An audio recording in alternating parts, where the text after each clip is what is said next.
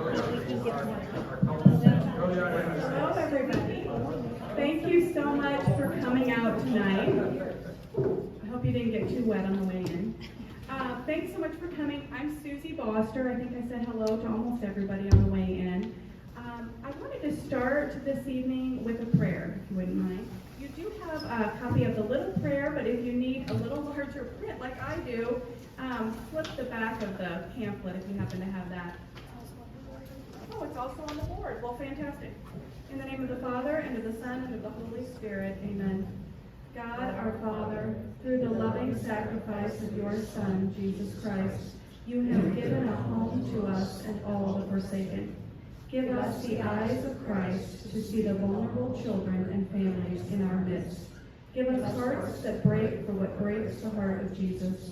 Encouraged by the example of St. Joseph, foster Father of our Lord, inflame us with the compassion of your Holy Spirit to make our homes and parishes places of love, support, and protection for kids in crisis and their families. So I'm Susie Boster. I want to tell you just a little background about how we got started here. I decided to go through the foster parent training about 3 years ago as my children were leaving home for college. And my husband and I are licensed for foster children up to 12 years old, 0 to 12. And we have chosen to do short-term emergency placement and respite care for foster families. So we do small chunks of time. But in those times, we may have somebody for just during a work day, or we may have them over the weekend or for a full week. And that's worked really well for us. But the passion just continued to grow for what we learn when you're involved at all with foster families or hearing the stories of foster children. And I was lucky enough to get plugged in through Liz Hagan and her daughter, Mary Beth, to the task force that was happening at the Archdiocese level. Archbishop Naumann, whose heart really breaks for these children, started a task force at the Archdiocesan level and started to just find out what's going on in the community. What is the crisis? What are the pieces of the puzzle? What organizations are involved in working on helping children of all ages?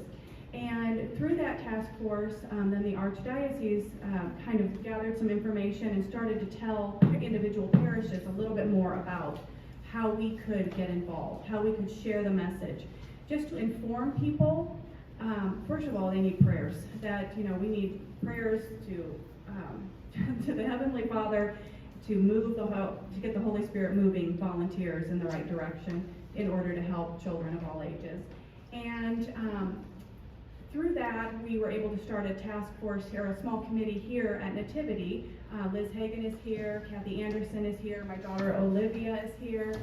We're all part of this committee that is trying to inform parishioners here. We're trying to connect interested volunteers with the right organizations to fit their interests and talents so that they can go on into the community and start spreading the love of Christ. And then you've seen we've done some drives, so we're trying to meet some material needs. We most recently did a hygiene item drive for KVC a couple weekends ago. Randy Bartlett says, thank you very much. And then the other thing we're doing? Oh, and we have 2 care teams.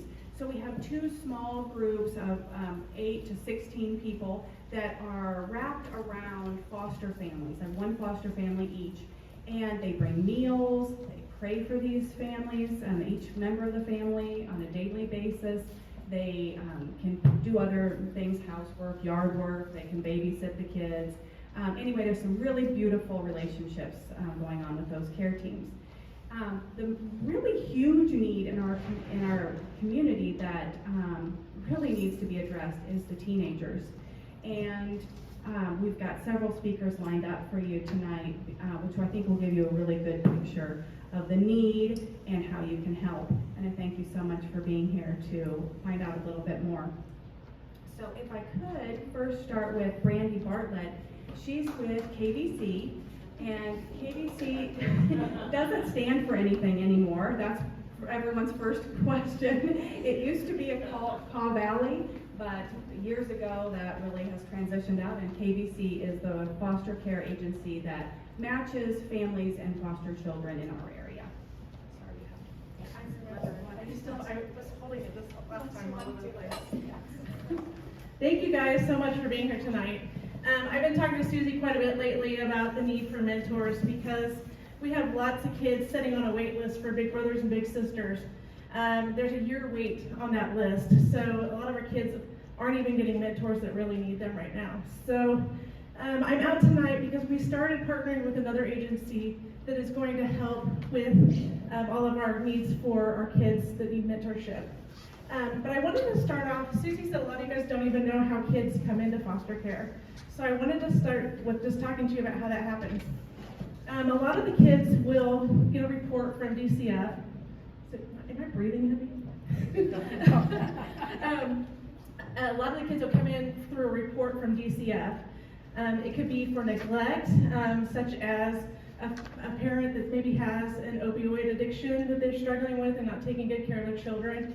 It could be that they're homeless and they just don't have the resources and support that they need. It could be from anything from like mental illness with the parents to even a parent that maybe has IDD or intellectual development issues, and they just can't care for their child on their own and they need support. So they'll get a report of neglect and DCF will come out and investigate that, and then they'll determine if it's a safety issue for the child or if it's something that we actually need to bring the child into care and take care of them until we can help those parents get back on track and get the support they need. Other ways that children come into care is also through different abuses. It could be physical abuse, it could be sexual abuse, or it could even be mental abuse. So we just research these and check and investigate and see if this is something that we can try to help just with a family preservation service or if they need to come into care. They'll come in, we'll try to treat the family and take care of them, support them, and we try to get that done within 12 to 18 months. You can look at a couple of my foster parents over there, it's like, yeah, that doesn't always happen. But we try really hard to get them back home as soon as possible. If there's a situation where they're not going to be able to go back home and the parent relinquishes rights to the child, then the child goes up for adoption. And that's where we're going to start talking about teens. When a child gets adoption, teenagers are always the last to get picked, or the last people, or the last kids that people want to adopt. They're always wanting to adopt the younger children, and teens just never get the same love and support. Nobody's like, hey, I want to sign up for a teenager and adopt them. So they're always last on the list for adoption, and that's why we have so many teenagers that age out of the system. So I wanted to talk a bit about like what happens and why the kids stay in foster care and don't ever go out of foster care. Again, no adoption, so then they're just looking for somebody to be their forever family. And during that time, they're bouncing from house to house and moving from different locations because they have behaviors. And the more they have that instability and that constant change in their life, the more that triggers all of the issues they're having with the traumas they have. And it just continues in a vicious cycle of all of these different behaviors that cause them to get moved to another house because one family's like, I can't deal with that, I'm moving into another, or they're leaving our house. So they just bounce around from house to house, and it just continues on, and that's a continued struggle. Some of the other things is kids also have like drug abuse problems, and that's something that's really hard for them because their family might be dealing with the same issue at home, but they're trying to go through the same type of treatment program to deal with their own addictions. And then another thing is, it's scary to a lot of our parents because a lot of the kids are self-harming, and they have like suicide ideation, and they're just having a lot of issues with coping with life because they're in this situation and they don't know how to deal with it. So they just need love and support, and a lot of people around them that actually show they care and play a consistent role in their life. So that's where we're at today. Is we need mentors. We need people that want to be consistent and want to be there for the kids and support them and love them the best that they would. Like just like we want people to love us and care about us, the teens want that same love and support. So when they age out of the system, there's several things that happen. just because they don't have this, often have the skills they need to go out and get a great job. Also, they may have very little resources when they leave, so then they don't know where they're going to live, where they're going to get a microwave to cook their food, where are they going to get a job? They don't know any of that. And so they're just kind of lost and confused and don't know where they're going to go. And a lot of them end up being homeless, or they end up living a life of crime. So they're constantly in the judicial system trying to, maybe they're selling drugs so they can buy food. But that's the only way they know how to make money. So that's what they're doing, which is causing them to be in a life of crime. A lot of our kids can be pregnant shortly after coming out of care. Again, drug addictions, alcoholism, and then also the biggest thing that we're hearing in the news is sex trafficking, human trafficking. A lot of them are out on the streets, living in the streets, and get taken in, and they face all these, bad people that just want to. They promise them everything they want, but then it turns into such a bad situation so quickly. So I want to share a few statistics with you of teens that are aging out of foster care. 58% of foster teens will graduate from high school. 1 in 5 former foster teens will become homeless after the age of 18. 1 in 4 are likely to end up in the judicial system. 71% of women will become pregnant by age 21, and only 3% will actually earn a college degree by the age of 25. So that's not very good odds for them. They don't have much luck out there once they actually age out. So again, here we are today, like I said, looking for mentors. And I was told, we have all these kids sitting on this wait list for Big Brothers and Big Sisters. I'm like, what do I do? I don't know how to put together a program for mentorship. What do I do? So I started thinking about another nonprofit agency that supports our families in numerous ways. And I don't know, do you want me to go ahead and introduce, or do you want to? Okay. So we reached out to a nonprofit organization. It's called Casey Angels.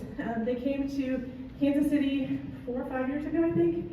And they've been really supporting a lot of foster families around the area. They have a program called Dare to Dream. And I want to introduce Judy to up here so she can talk to you more about the Dare to Dream program.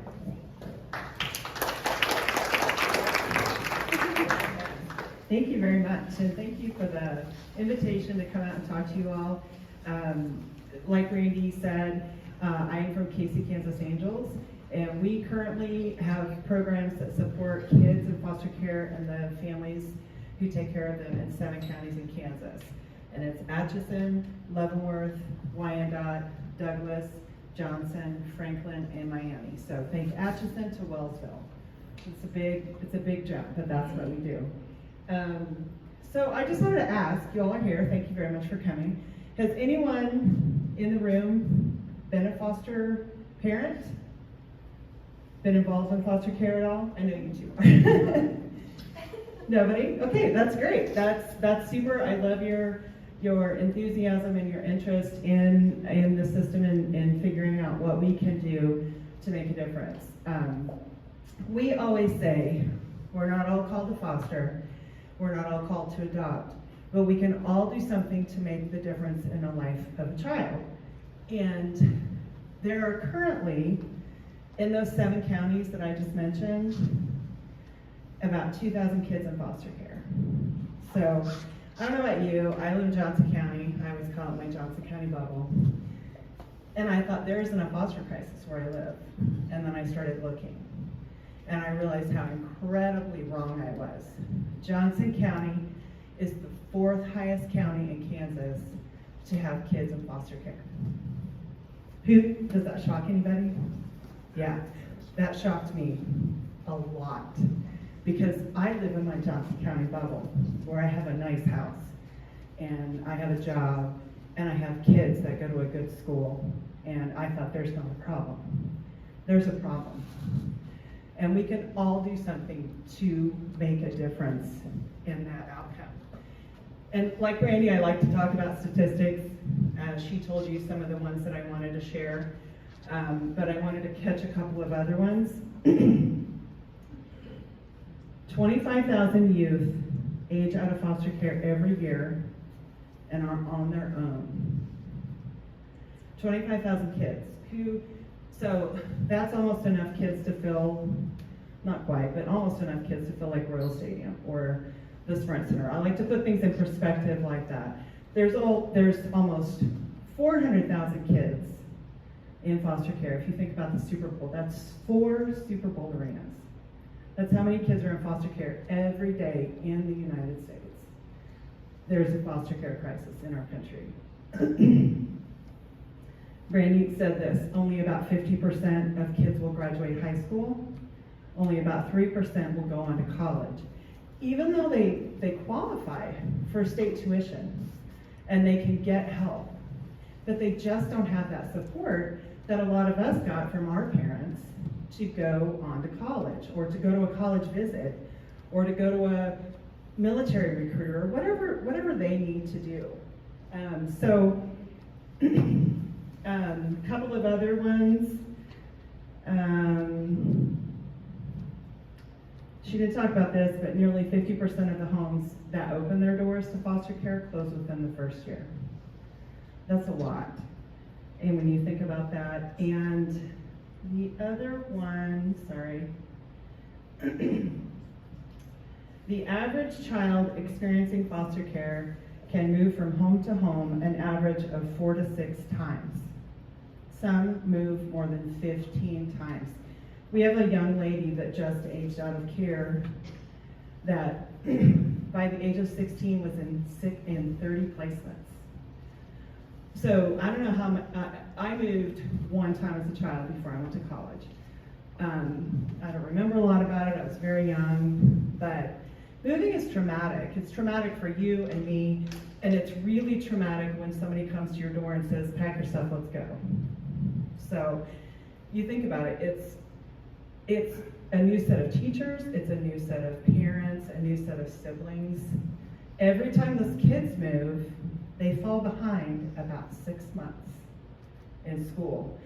And so that's how you end up with a child who's 12 but actually only has a 4th grade education. You know, so those are some of the things that we see that are plaguing the foster care system, but it doesn't have to be that way. It doesn't have to end like that. There's so many things that you and I can do to make that difference in the life of a child. And like Randy said, our mentor program is called Dare to Dream. And we, first of all, let me back up. So yes, we started about 3-4 years ago. We're part of a national organization called National Angels. We have about 22 chapters across the United States. And the founding chapter started Dare to Dream about 10 years ago, and they've developed this program and modules that help kids in the mentorship process. So we have specific things that we go through with each of these kiddos. And it says, okay, you want to get a job, let's talk about what that takes, right? What do you have to do when you get a job? You have to have clothes that are appropriate for the job. You have to know how to fill out a job application. You have to know how to look somebody in the eye. And a lot of these kids don't know how to do that. It's just nothing they've never learned. Or maybe there was some kind of a negative repercussion of them looking somebody in the eye, right? So our mentors work with these kids on whatever they want to accomplish along the way. So getting a driver's license, what does that look like? We have a young lady right here who has five teenage girls that are trying to get driving hours. She can't do it all by herself. She needs help. So we're trying to get her drivers to help her kiddos get a driver's license. I was telling her, we have another family who has the opposite. She has all girls, they have all boys. Same thing, they need drivers to help their kids get enough hours to get a driver's license.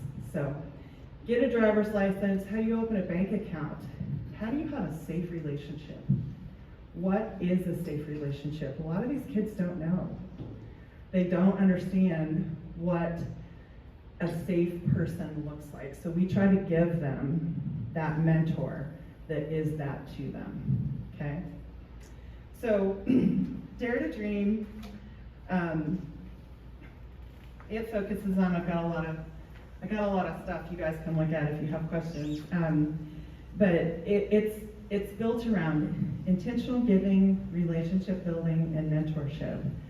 So our mentors meet with the team, and we have Dare to Dream, which is ages 15 to 22, and then Dare to Dream Junior, which is 11 to 15, because we figured out there was a bigger need than we originally thought. These younger kids needed help too.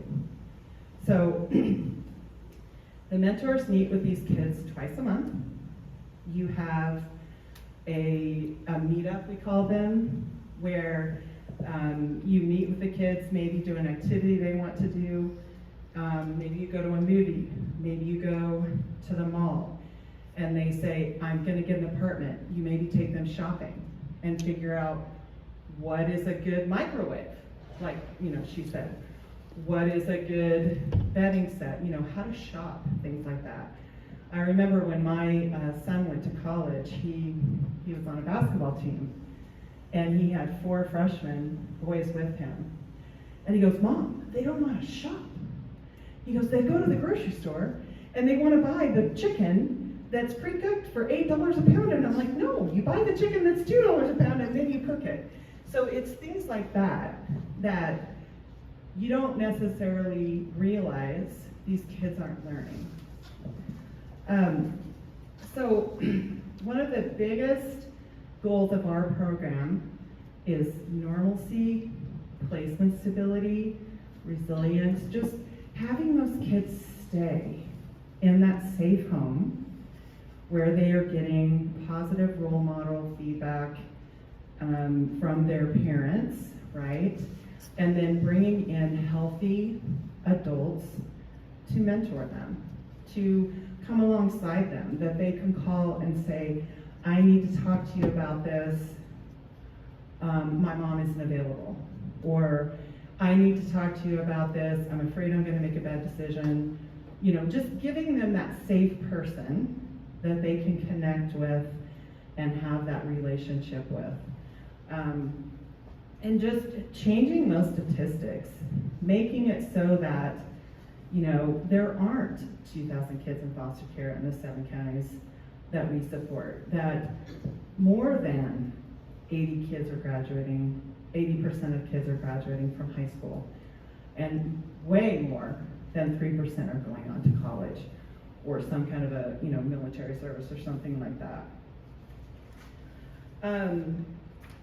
So I brought, and another thing, and you guys can take a look at this too, but the University of Texas in Austin did a study on the National Angels programs and just looked at our Dare to Dream program and said, this is what we do, this is what the case manager does, this is what the child in care does, these are the outcomes.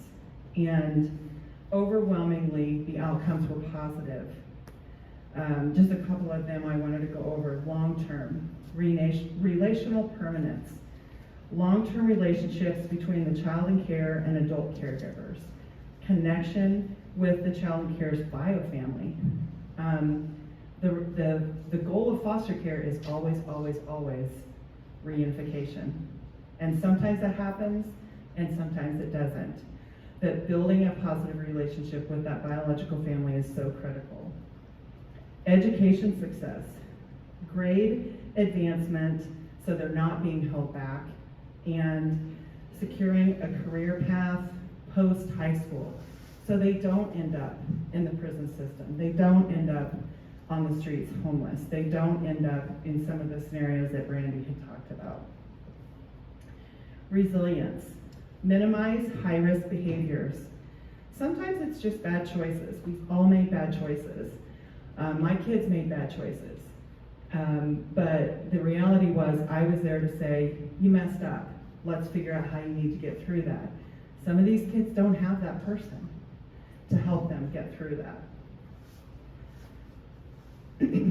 And then family connectedness. The child in care is connected to, again, the biological family or a family unit, if you will, that has become their family. Any questions over the program at all that we talked about? I know I threw a lot at you. It is 18 that they age out, right? Depends. It can be They choose 22. to stay- oh, They, can choose yeah, to stay in. they can choose to stay in. There's a lot of different factors, and Brandy would be way better at speaking to that than me. We had a young girl that came into care pregnant, had her child, and of course, you know, she was in foster care and they immediately took the child away from her, but she worked to get the child in the home where she was placed. She made the very difficult decision to stay in foster care beyond her 18th birthday so she could keep her baby. And she did everything she had to do while staying in the foster care system to age out with him, and I'm happy to say she still has him. She has him, they're living on their own, they're thriving, and I 100% can contribute it to her foster mom as the one and only reason that this young lady was able to do everything that she did and get the outcome that she did. But typically, yes, it's 18, unless there's other circumstances. I think the kind of end all is 22, right, Brandy? Okay, yeah. Do you want to tell about the Sure. Tyler video? Yeah, actually, do you want to just start it? Okay. So this is a short video. Yes. Hardest thing that I can say that would be growing up in the foster care system would be not having a mom or a dad, you know? Like, you don't have someone to love. You don't have no one to lean back on, you're stuck there by yourself. I'd probably speak for most of the people in the world, but I was totally oblivious to the problem of our foster kids. The most troubling part for me that I've realized since I've been in this job is that those that age out of foster care like Tyler has, and they're forgotten. That's very troubling to me. We're talking about humans.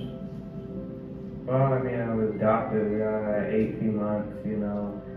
That's when the first time I know I entered the system, but I wasn't in an actual foster home. I mean, I ended up getting adopted by technically by my brother, but I mean, I called him my dad. After a couple years there and in and out of the hospital from stuff that happened with my birth mom, you know, I ended up back in the foster care system and ended up going from home to home. I didn't even have time to unpack my bags or, you know, basically lived out of a backpack until I was 18, and then I even still, you know, lived out of a backpack because I was homeless.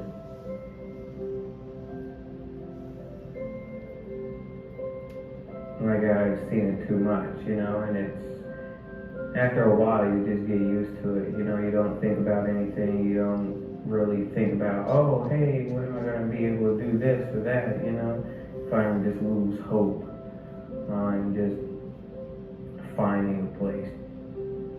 Sometimes you wouldn't know when the next meal was going to be, you know, it's just, sometimes you just have to think of it as, you know, just trying to survive. You don't know the value of something until you have it, but you also don't know the value of something until it's taken away. See, if I had a mom or a dad, you know, I could have stayed in school and actually had good grades. Me having a mentor, no. Nobody was there to actually mentor me. I had to do everything on my own. to have somebody like Mr. Whitman, it means a lot. You know? Because it's something that nobody really ever gets in the system. Doesn't come along.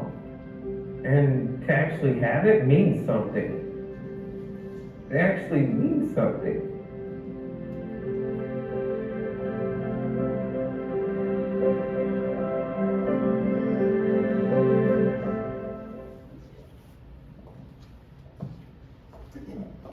So I have a couple of kids that I wanted to tell you about.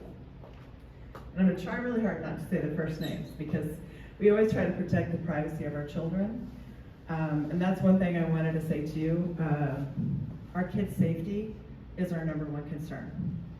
So background checks, and especially for Dare to Dream mentors, references, and things like that are just, they're a staple. So just putting that out there. So B is 17. He's placed in Kansas City, Kansas. He's in a foster home with 2 other kids, and he's interested in making music, and he would like to get a job. He has had recent moves in placement and is struggling as a result. He would like a male mentor to help guide him and help his decision making. He is struggling making some of those decisions. So that's one of our kiddos. I have another one. Jay is 18 years old, and she lives in Wellsville. She would love a female mentor who could come beside her, and support her as she learns to drive, get a job, and continues to learn to navigate healthy friend and dating relationships. She is doing well, and is, according to her mom, she's doing well. She's respectful and helpful, and has positive momentum based on where she started with her. And she just needs, she's feeling a little bit overwhelmed and needs encouragement and support in the next season of her life. She's currently interviewing and hopes to have a job soon so she can begin to save for a car. She has aspirations to become a teacher or a cosmetologist. She has a good sense of humor and would connect well with someone who can joke around but also have real conversations while keeping things lighthearted. Foster, this is funny. I'm here too. Foster mom feels like someone in their 20s or 30s would be ideal. She doesn't think she would connect as well with an older, gray-haired lady like me.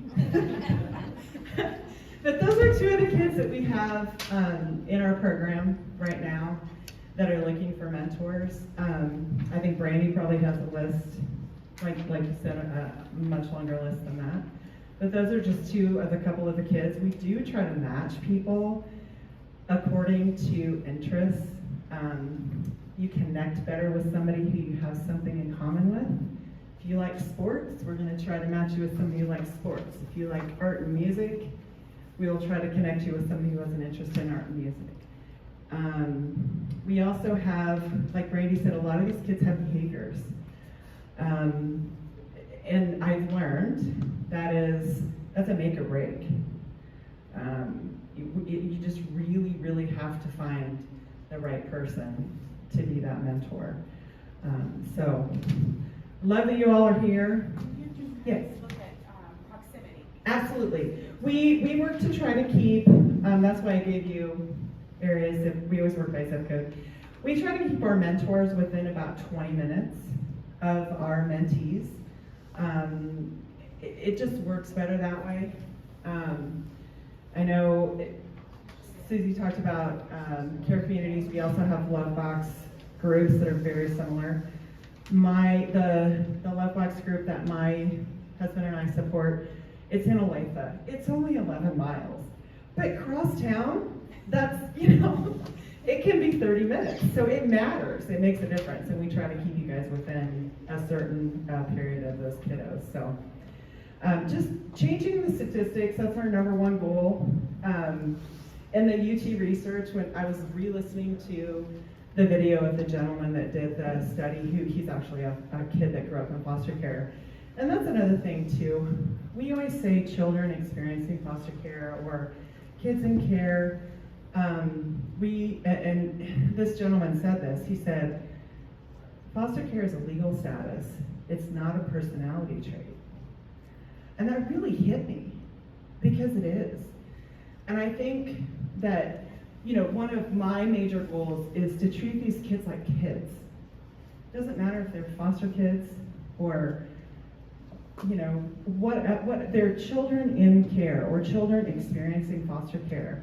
I try really hard not to label them as foster kids. And I would encourage you to do the same thing. And they're just kids, and we should let them be kids. And again, it's just a legal status. And typically they had nothing to do with it. They had nothing to do with it. So, thank you. Yes. Very good. So I would guess that the most common behavior that a mentor would see would be a wall that you have to, if they're moving a lot, they kind of maybe build up a protective wall. Yeah. So one of the things, and I can't speak to Brandy, but one of the things that we always ask is that the child is interested in this program. It makes no sense to try to mentor somebody who has no interest in being mentored. And so that is something that we ask, and foster mom and dad have a lot of influence over the kids. And what we see is, we provide love box care to these families. We show up every month, we bring something for the kids or the parents or whatever. And so some of the kids say, gosh, wouldn't it be cool to have my own person? So it can come that way. And then I think there are kids, and Bobby and Jonathan could probably speak to this better than me, but some of these kids, I think they just know that they need help. And a lot of these kids, especially in the 15 to 18-year-old age, they know they're not going home. Their parental rights may have been terminated. We recently had a girl that made some really bad choices, and she's 17, just graduated from high school, and her foster mom sat her down and said, look, it's group home in Wichita, we're here by my rules. And she stayed and said, I'll be here by your rules. Not gonna say they're not gonna have a few bumps in the road, but sometimes it's just that conversation of, hey, look, there's this really cool guy that wants to be your mentor. How would you feel about that? Or you want to get a driver's license? Well, hey, how about if we get you a mentor that could go with you every 2 weeks and drive with you? So it's just an opportunity to talk to them. But yeah, if a kid says no way, no how, we're not gonna try to match them with a mentor, because I just don't think that would go very well. But kids notice stuff and they see stuff, and I think especially kids in foster care are extremely astute to how the world works, because they may have had to figure out, where's my next meal coming from? Where am I sleeping tonight? How am I going to manage mom or dad when they get home? Some of these kids had to grow up really super fast. And I think that, like, in these two cases where there's a lot of kids in the home, if you get one kid having success, it snowballs into another kid having success. So sometimes it just takes one. Just takes one. Yeah. And, we've talked a lot about statistics. The last thing I want to leave you with is we just have to break the cycle. The family that we support, there's 2 little girls that are 6 and 3. And my dream is that those girls will never, ever, ever, ever be in a situation where Child Protective Services knocks on their door. That's my goal. They are 6 and 3, and I will do everything in my power to break that cycle in their lives, as will their foster mom. But Thank you so Any questions? No, I'll talk all day. And here comes Jim. And next we have Jim Clark, who is the founder of Spoke 18. And, and he works at O'Connell Youth Ranch with the teens that live there in Lawrence. And they have all kinds of wonderful mentor opportunities coming up this summer especially.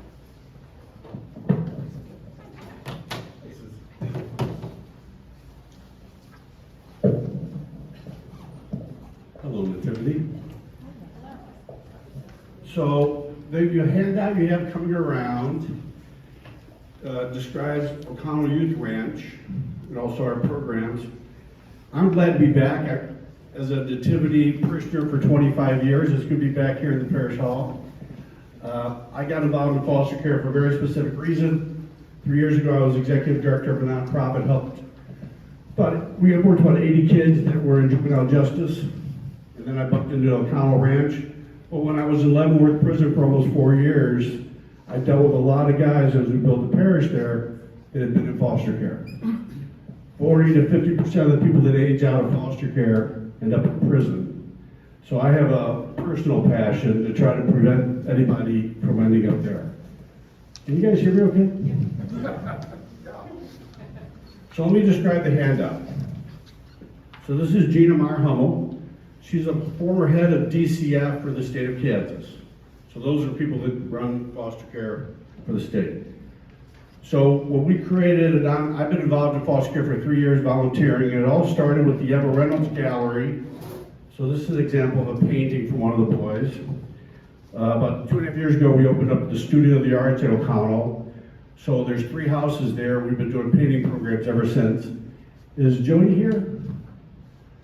Hello. So hopefully, we're going to have together in the hallway out there. Here in June, we will have our art show for some of our artists. So these boys, this is called Spin Art. But we've had a couple of shows with them at the gallery. One time they sold 23 paintings for $1,500, and we gave them the cash. The kids that have been through trauma, art's really important in their lives. So what happened was the O'Connell Ranch hired me. I've been officially full-time foster care since March. So my title is I'm the bridging specialist. So I help kids that age out, and we also help volunteers, and we call them coaches, as we build programs.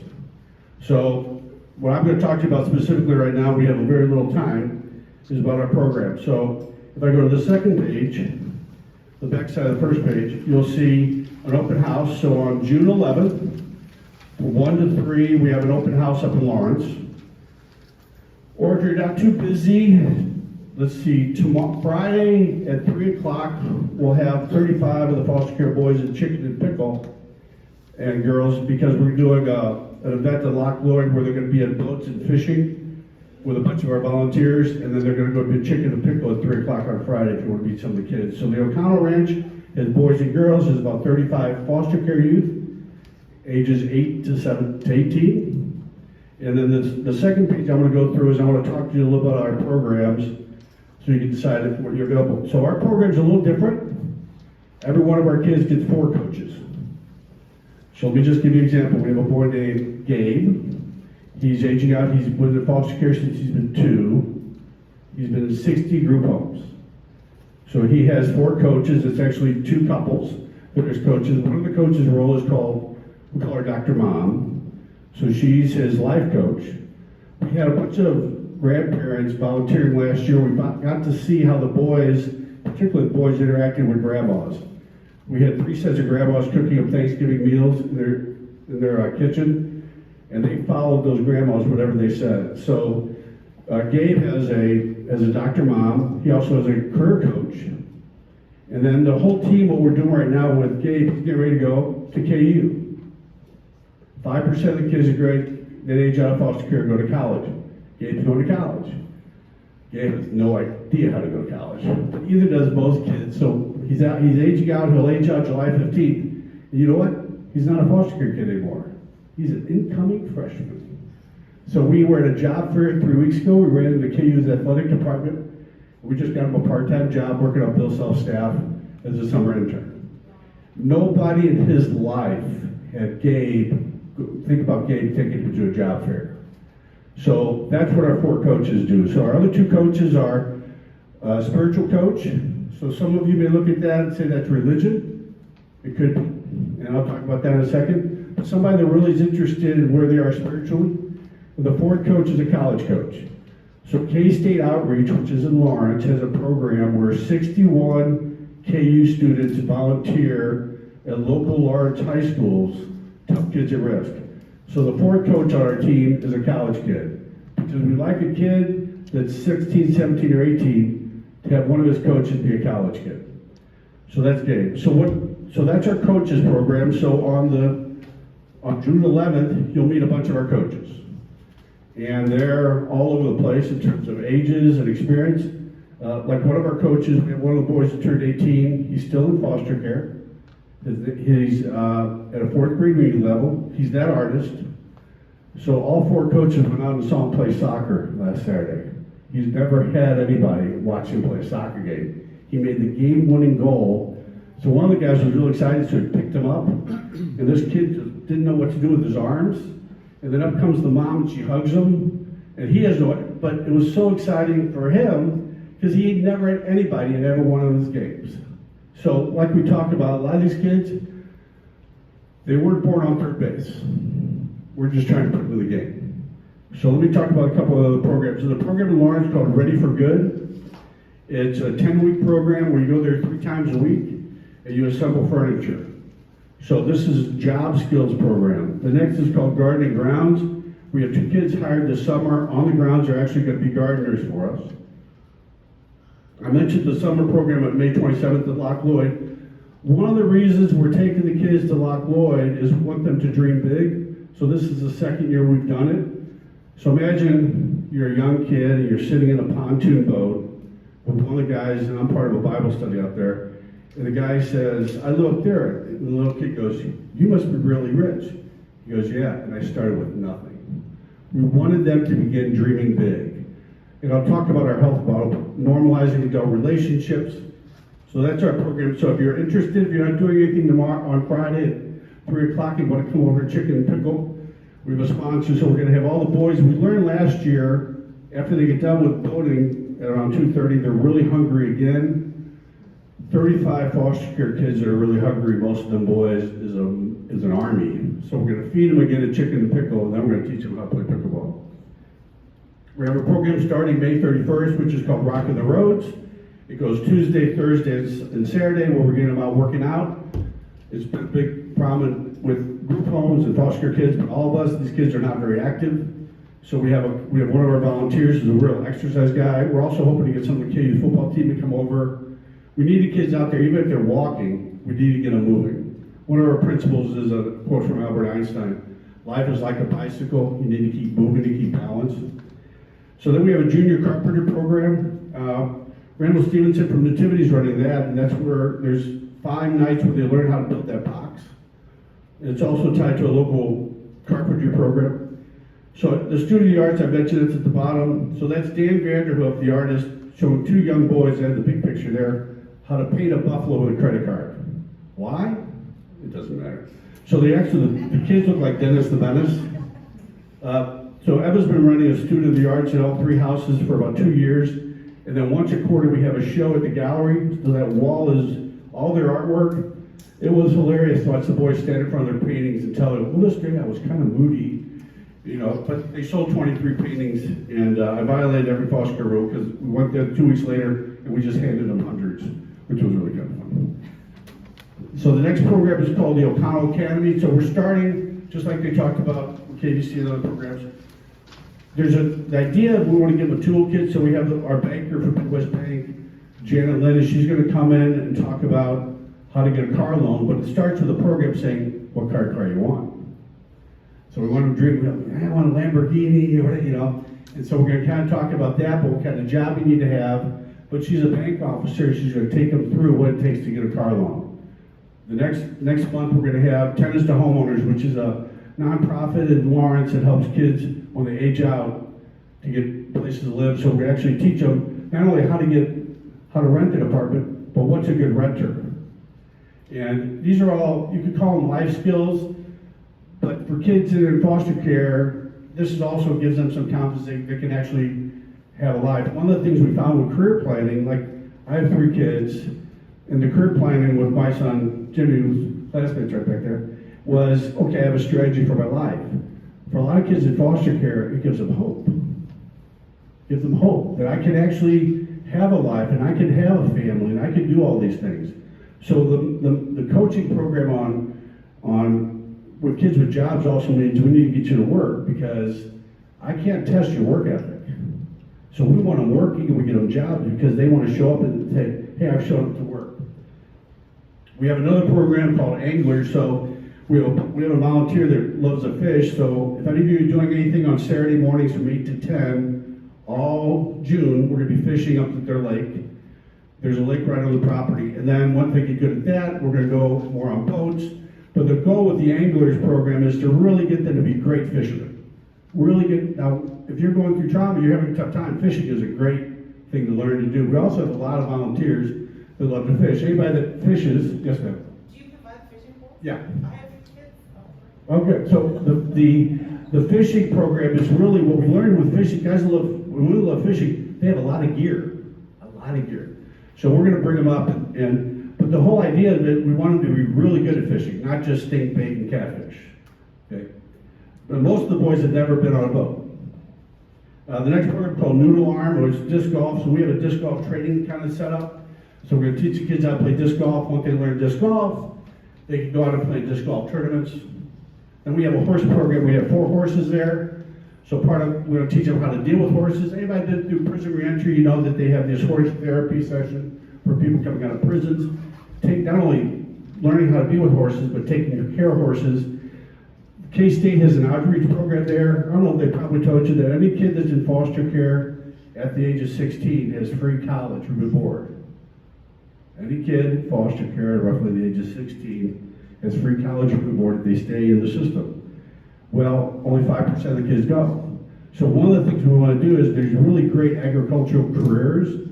So we get them involved in the ranch and start taking care of horses. There's pigs, there's chickens. There's a lot of, I'm a city guy, so there's a lot of animals up there, but we think that'll be a really good venue for them to get to know. The other thing about K-State Outreach, they have 160 farmers that are part of outreach, including 4-H.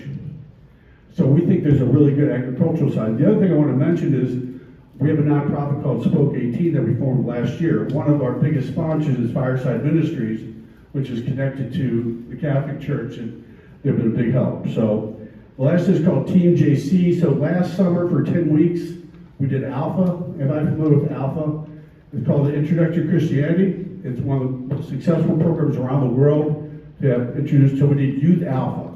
So watch this. So we had about 20 volunteers, most of them senior citizens. The boys have big lunches. I don't know if you've ever had a Mac Attack sandwich. It's pulled pork with macaroni and cheese on top. And it's massive. So you have a big lunch. You do Alpha, which is a series of questions, and then you play a sporting event. And Jim Red helped put this all together with his wife, Joanna. You can imagine, everybody knows Coach Red, he's out there, come Holy Spirit! Anyway, so we did this program where we thought the kids would be anti-faith. They're not. So the first question is, what do you want to be famous for? Why was Jesus famous? So Alpha really is designed to begin to ask questions. So last summer, after 10 weeks, I'm proud to say, the Holy Spirit showed up in Ocala. And we've been living that life ever since. So this is our program. So on Sundays, they go to a worship service in Lawrence, and there's about 10 kids that go. There's a youth group. The reason why the kids go to youth group, they get to make their own coffee. And then the other thing is we're starting a Bible study on Thursdays 1 to 2. So those are the programs. At the bottom here is there's something called a health and strength model. So here's the net. Am I going too long? Okay, one more minute. Okay. What we want to do is we want to line them up. And lining them up is tricky. So before I started this program, for 2 years ago, we did suicide prevention programs at Rockhurst, Aquinas, St. James Academy, Topeka, Hayden. So you see that model, that wheel? That's called the Sources of Strength model. We added 3 components to it.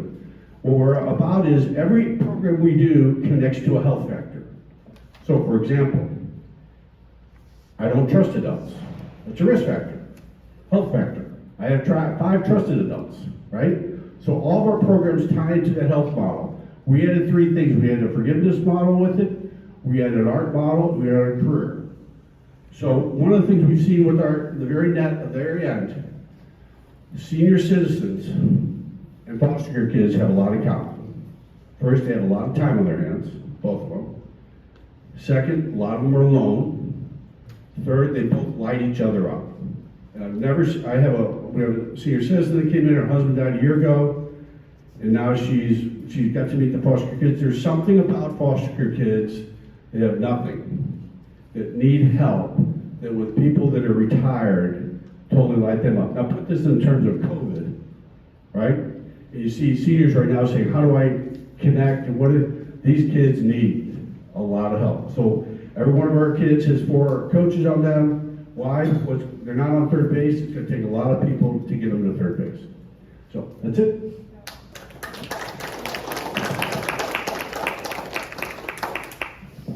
Dennis McCarthy is a parishioner, and he'll tell you a little bit about his background and his involvement with CASA.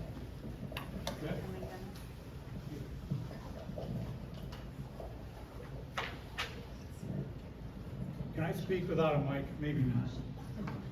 Well, my name is Dennis McCarthy. I'm not here representing any organizations or selling anything, more to talk to you about 15 minutes about my 45 years of dealing with at-risk people, adults and kids.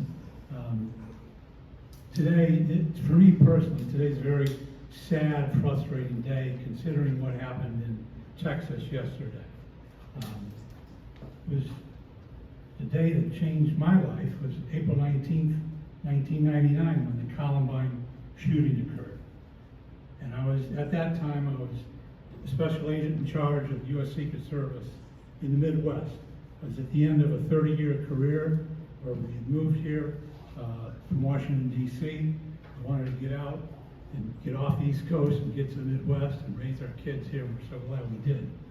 But I became very interested in why those 2 guys in Jefferson County, Colorado at Columbine High School did what they did. The Secret Service became very interested in that also. The Department of Education came to us, said, can you guys, Secret Service, use your research, your many, many years of research of adults committing violence to figure out what's going on with these teenagers in America at that time. So I was a contributor to a study. We looked at all the school shootings. We had teams go out and actually interview in prison teenagers who had killed many people, and they came up with a study, which I give lectures on for hours, not for 15 minutes. But so now here we are, 23 years later. It's the same thing. The same thing happened over again. Sandy Hook, same thing. So what do the politicians do? It's gun control, not mental health. When you talk about foster homes, we're talking about mental health.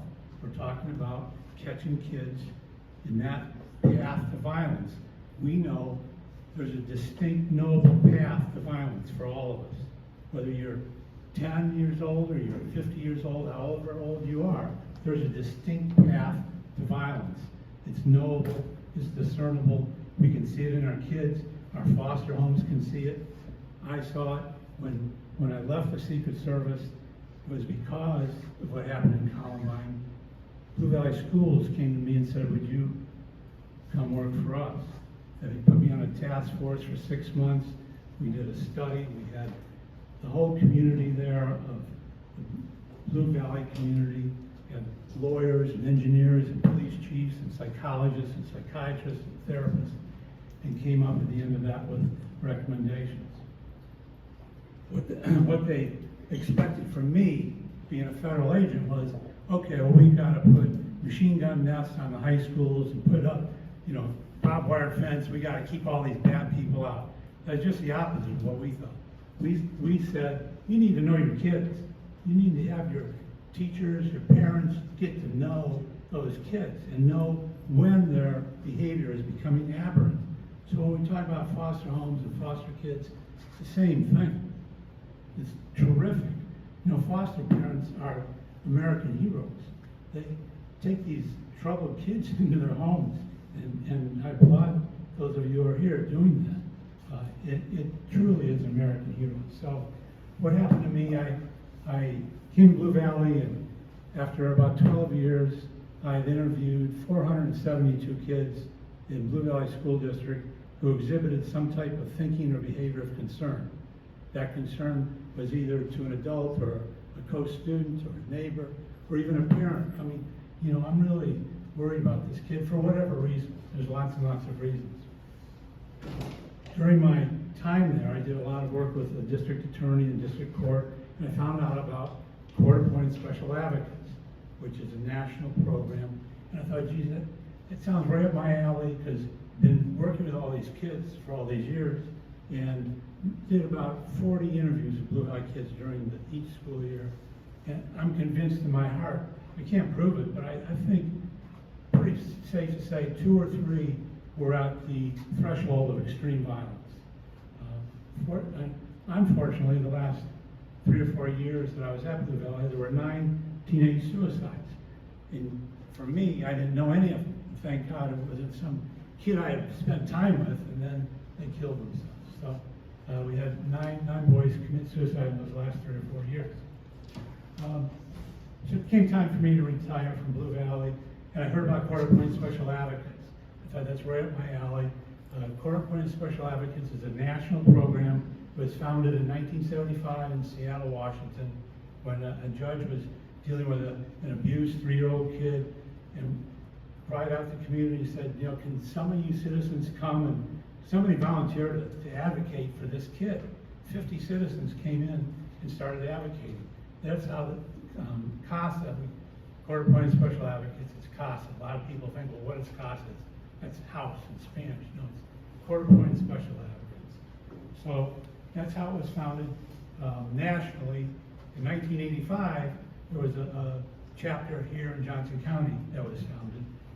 And interestingly enough, not until 2013 was the Fostering Futures for Teenagers started here in Johnson County. So a lot of the folks in social work, and a lot of people I've met through the years, you know, you get a teenage boy, particularly, age 14, 15, pretty much what you see is what you got. You're going to have a heck of a time trying to change that behavior, and I don't believe it. And when they say, you know, these are just throwaway kids, and I don't believe that either. So the day I retired from Blue Valley, that night I started my CASA training because I needed something to do. And I went through it and waited a couple of months, and then I got my first case, and I thought, well, you know, I've traveled the world, I've protected 6 presidents, I've interviewed hundreds and hundreds of people, and I'm going to show this kid, you know, who's who. So I go out with a KVC worker, and she's driving. We pick the kid up at the high school. And, I think, well, you know, I'll just show him my retired badge and say, you know, this is my retired badge from the Secret Service. He'll respect me. So I handed it to him. He said, yeah, so what? So he really, when you talk about trying to get through to kids, there's classes we teach about interviewing kids, about getting kids to respect you, getting kids to open up to you. And there's a lot of tricks to that. So this young man, and I'll just call him Joe, that's not his real name. He was from a family in Johnson County, a upper middle class family. Dad was a professional worker, had pretty good money, but the kid had a skin condition which made him kind of stand out from other kids, and he really couldn't do that well in school. So Dad is on him all the time. You know, you've got to get better than C's and D's in high school. You've got to do that. So that turned from you're not going out on Friday night, you're not going out on Saturday night, and that turned from abuse to sleep deprivation, sensory overload, food deprivation, locking in a basement naked for days. and then physical abuse beyond that. So, one night the kid had it with his father, and he's gonna kill him. So, they're in the kitchen, and the kid grabs a knife from the drawer of a cooking knife, large butcher knife, and he's going after Dad. He doesn't get him, he's restrained, but then the police are called, and you know what happens? The kid's arrested, the kid's taken away, put in a juvenile detention center, case goes to court, the judge hears it, and the judges in district court in Johnson County, when they hear of a case that they think is pretty extreme, it's not like, okay, we're just gonna take the kid out of his home and put him in a foster home, but he needs more than that. He needs more than a foster home, he needs more than a KVC social worker, he needs somebody in his life. And that's where the court-appointed special advocates come in. So I was assigned to him. He was 15 when I got to be assigned with him. And the first 6 months, was tough conversation. But he finally started to soften up, and I learned little tricks to get him to talk. And I learned, like you learn with your own kids, the golden moment when the kid starts talking, you shut up. And so I've been with lots of people who want to talk over kids. It's like with your own kids, if you're in your car with your kid and your teenager starts talking, you better shut up and just let them talk, because when they get going, that's when you want to let them go. So we did pretty well. He changed foster homes 6 times.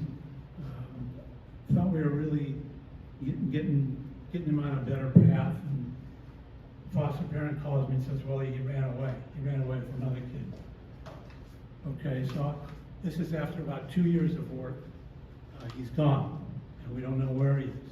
And the foster home he was in was about an hour-and-a-half drive from me from here out in the country, because KVC will tell you, but it's pretty tough to get foster homes in Johnson County for teenage boys. Because teenage boys are not easy. It's not like, oh, we're going to have the star quarterback come live with us, or the famous, beautiful cheerleader. These are kids who've been traumatized, and trauma lasts for a lifetime. We know trauma in babies will affect them when they're 40 years old. Trauma in teenagers will affect them forever. And it may not be able to ever be cured. So he's gone. Nobody knows where he is. And then about 6 months goes by, and I get a call, and well, we found him in San Diego. He and his buddy somehow found their way from Kansas City to Tijuana, Mexico. He thought he was going to do some magazine sales there, and he ended up in the sex trade in Tijuana. He got away, got back to San Diego. CASA sent some folks out. We sent people out to San Diego, brought him back, took him to court. Judge put him in jail for 6 months. You're running away, you're going to juvenile detention for 6 months. So 6 months, I'm the only guy visiting him in jail for 6 months. The parents want nothing to do with it. The parents want to give up their parental rights. And so I go in and have lots of heart talks. And we tried to get his birth certificate, for instance, because we wanted to get him a scholarship to a college eventually. The country he is from, a Caribbean country. The country is from, they don't have birth certificates like we do. They had a log where they would handwrite so-and-so is born on such and such a date. But after several months, we were able to even get a photocopy of that. So eventually he gets out of detention, goes to a foster home out in the country.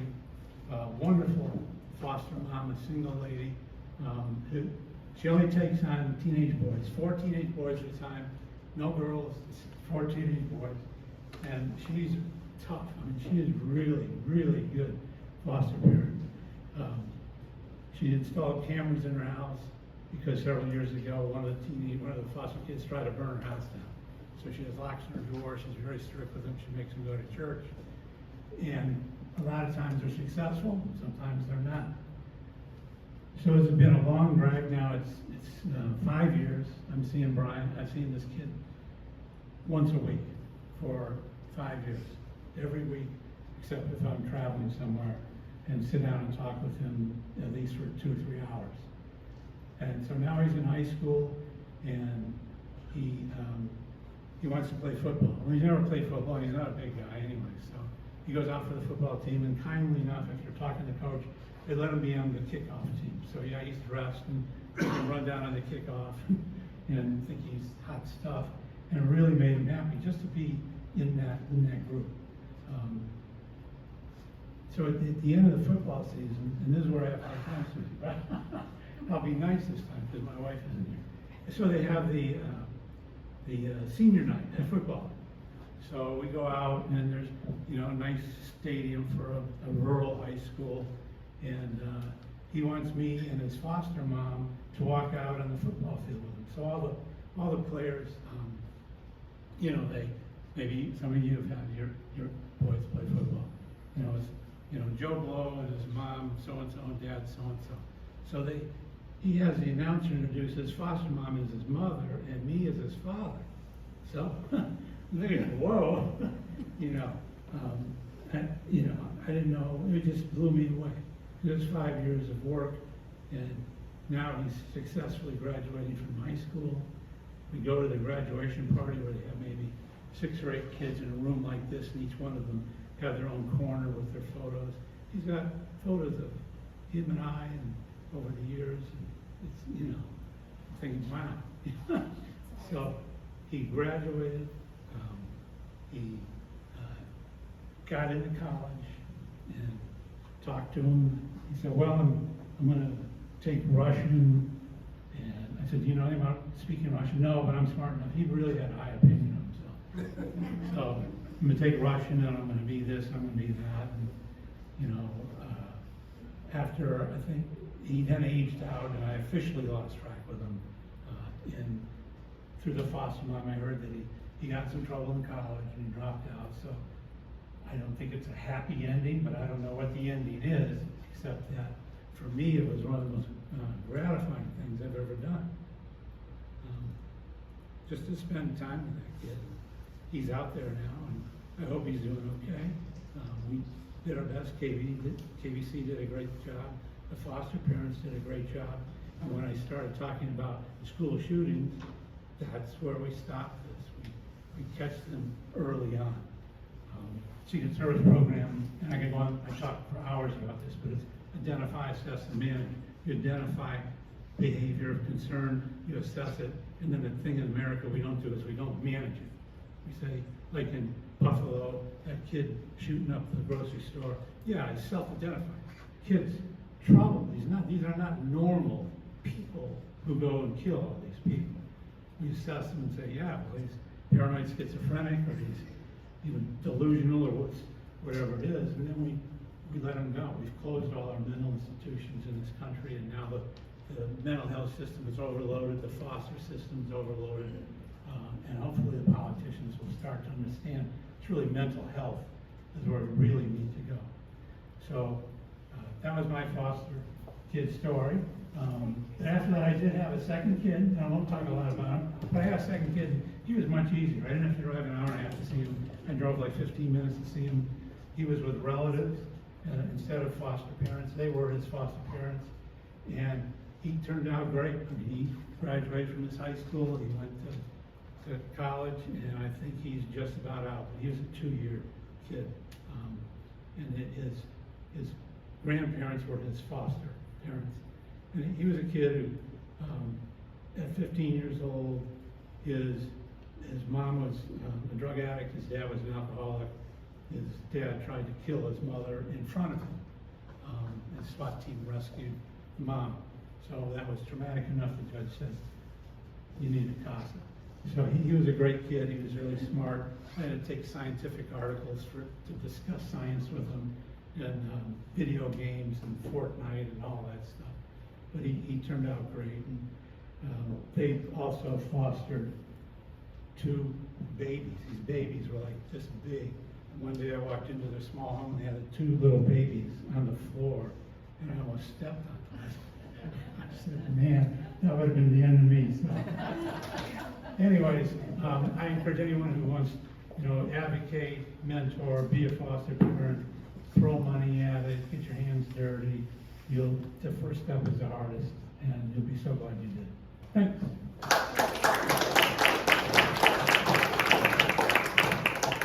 And now I just want to introduce Bobby, and she is, and go ahead and come on up, Jonathan. And Jonathan and Bobby are dear friends. Bobby fosters teen girls, and Jonathan fosters teen boys. I'll let them tell you how many. And for how long? Hi guys. Let's see. Right now we have 5 teen girls. Over the course of, I think we're in our 6th or 7th year. I'm not positive because we just don't keep track. Right. It really is a day by day kind of. It's like dog years. Yeah, we One just year's keep going. time. We just keep going. Last time I got a count on my house, we've had over 110 children that have been in and out of our homes. Our home, my home. So I just want to say that, and I'm a crier, so I'm going to put that up front. Dang it, I always forget that part. That it's all about planting seeds. Every single seed counts. So whether a child is in our home for 1 day, for 1 year, 2 years, that affection, that loyalty, that empathy, see, I'm always the crier, really does make a difference. Some kids come into our house and you see that wall. They are completely, they make themselves small. They make themselves look very, very small. I had one person, they came in and they were 17 years old, dressed and acted about 12, and very meek. When they left my home, they were larger than life. They had changed their hair color 37 times, and they had kind of found themselves and really felt good about who they were. Because of those seeds, because of just one person showing you do matter, you know? Because so many of them get lost and they forget who they are because they keep getting thrown away. Yeah. So, I should not have done this. I'm sorry, guys. So I guess, with each one, we never know how long we'll have them. Currently in my home right now, I have one girl that has been with me twice. She came to my home, she was there for about 3 months, and she was lucky enough to be placed with her brother in the state of Texas with family. Well, that only lasted 4 months, and she got kicked out. And they called me and said she was on her way back from Texas. Would I take her back? And I said, absolutely. And they said, oh, you just need her for 2 weeks. If you'll just hold on to her for 2 weeks, we'll find her a home. On day 3 of her being in my home, and this is one of the scariest things, she literally brought me an unmarked bottle of pills and a razor blade and set them in front of me in the kitchen table and said, now that I'm here, I don't need these anymore. There is no way, when KBC called me and said, okay, we found a placement for her, I said she's not going anywhere. Like, I can't, like, that's it, like, she's mine. I can't trust her with, like, this is mine now. She's mine, she's been there, and, I wouldn't trade her for anything. She's my feisty one. She's definitely, our home takes the kids that are straight out of a PTRF, a mental hospital, or a QRTP, so we do the hard to place teen girls, the ones where their paper looks really, really, really bad. The last one that I took, I literally picked her off of the list because it said, started a riot in a PRTF. And you've been a foster parent for a while when you said, ooh, leadership skills. If I can turn that around, if I can make this kid feel like she can do something, this child, instead of doing riots in PRTF, she can be a CEO of a company, right? Because in case you don't know, a PRTF, that's 2-to-1 ratio, guys. 2 adults to 1 child. Do you know how much it took to get a riot going? I'm telling you, and she's amazing in my home. She's amazing. So I just want to say, like, mentoring it's desperately needed. Like, you know, we as foster parents, we try to do everything we can. We try to do the checking accounts, the driving ed, I have 5 teenage girls. I can't drive 50 hours with each teenage girl. Like, I physically, I've done it. I stayed up till midnight trying to get things in, but you know, we need some extra help to get these kids, and just that one more person saying, I care about you, really makes a difference. Their self-esteem really just, their self-esteem really does start to kind of flourish when they truly feel that someone is invested in them, because they've never had that. They come in one of two ways. They either come in exceptionally boastful and, you know, I'm so big and I'm so bad and, you know, I can do this and I can do that. And normally they're completely lying. They have no self-esteem whatsoever, or they come in very tiny. You know, they come in very, very withdrawn and sheltered. It's all the same though. They have no self-esteem. They don't think they can do anything. They don't think that anybody believes in them. They don't think that anything will ever come of them. They don't think about tomorrow. And all of that does come with behaviors. And like I said, ours in our home, if you read their paper, you would go, oh, I don't know if I want to be in a car with them. But if you don't read their paper and you get in a car with them and they just talk to you and you talk to them and you listen, they are amazing, amazing people. And they really can, gosh, I'm so terrible. They really can just grow up to be so successful. So, and I also was a foster child, so.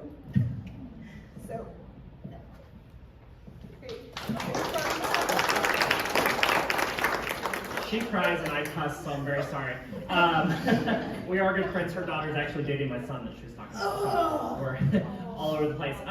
We've been fostering, me and my wife have been fostering 9 years now. We foster teenage boys. Bobby takes teens from the mental hospital. I take them from jail. So I have the teen boys that are juvenile offenders. I have 10 boys in my home right now, mixed of foster, adopted, and we have 1 biological son that is 4.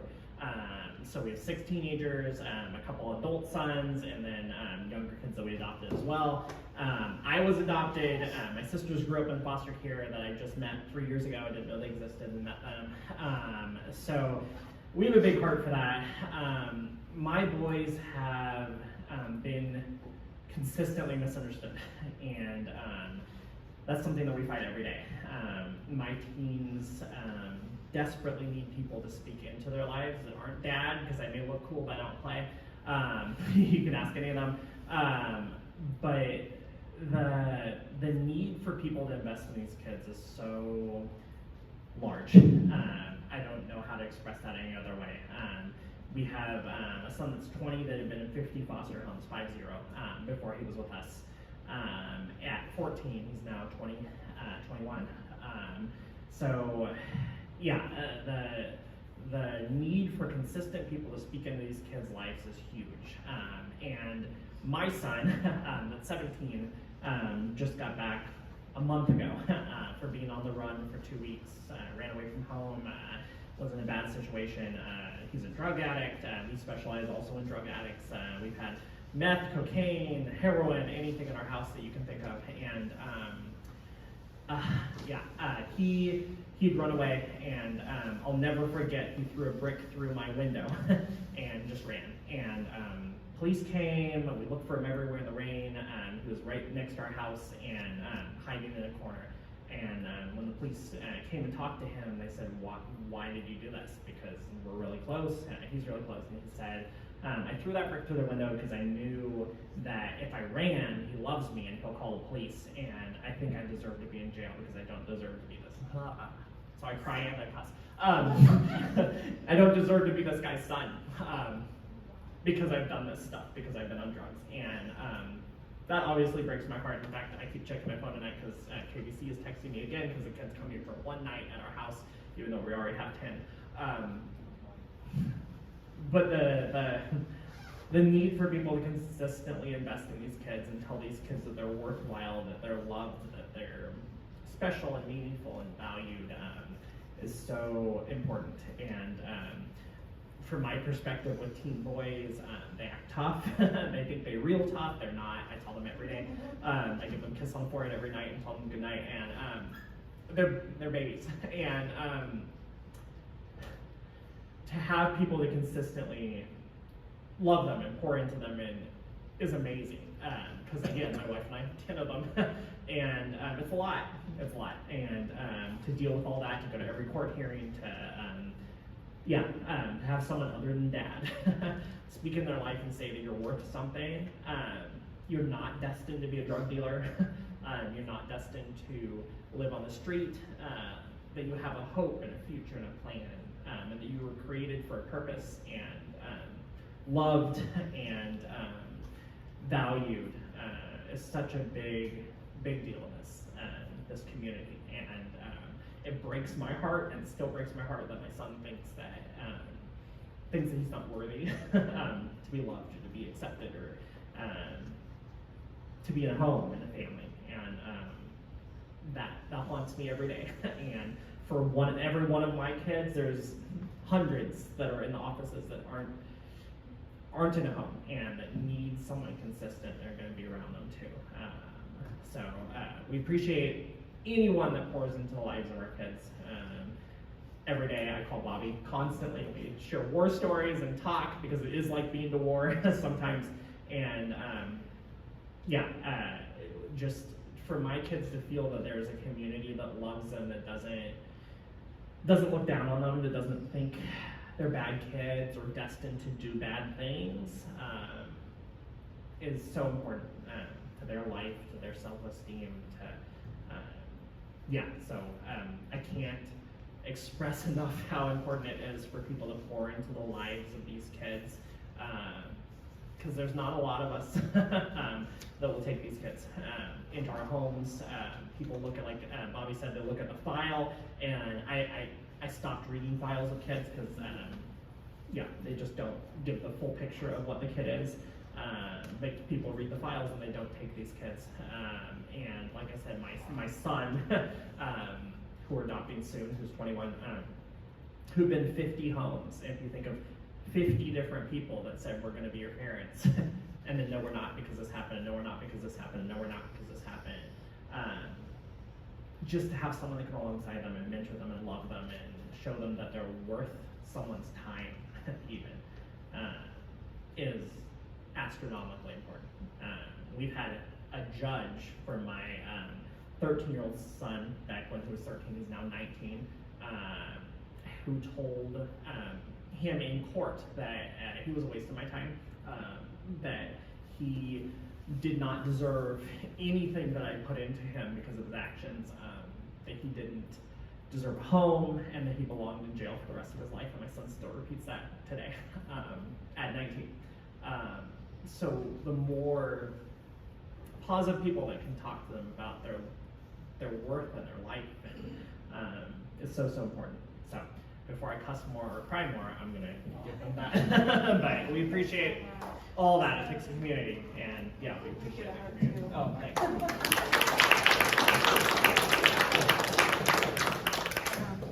Amazing people doing the hard work. Thank you all so much for coming to speak to us. Thank you all for staying later than I asked you to stay. And please just pray about it and see, what might work. We do have the little contact sheet if you didn't pick one up at the table with their emails on it. And please feel free to call me anytime and ask more questions and look into mentoring. Thank you all so much. Have a great rest of your week.